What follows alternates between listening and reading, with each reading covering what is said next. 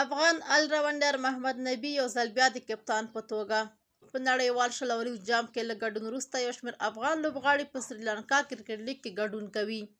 یاد لیګ چې یو ورځ وروسته یعنې د جولای میاشتې په لومړۍ نیټه پیلېږي، افغان الراونډر محمد نبي د دیمبولا سکسرز لوبډلې کپتان ټاکل شوی دی.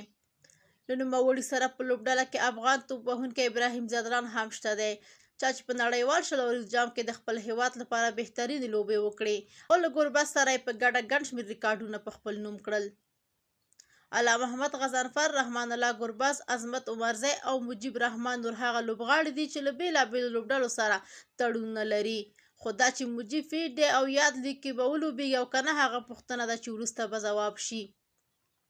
باید ووایو چې دیمبولا سکسرز لوبډله د بولۍ پر وخت د دیمبولا تندرز نومېده، چې افغان لوبغاړي کریم جنت او حضرت زازی هم اخیستي وو، خو وروسته یې مالک د درغلیو په تور ونیول شو چې اوسمهال یا دواړه افغان لوبغاړي د سریلانکا لیګ کې د کومې لوبډلې سره تړون نه لري.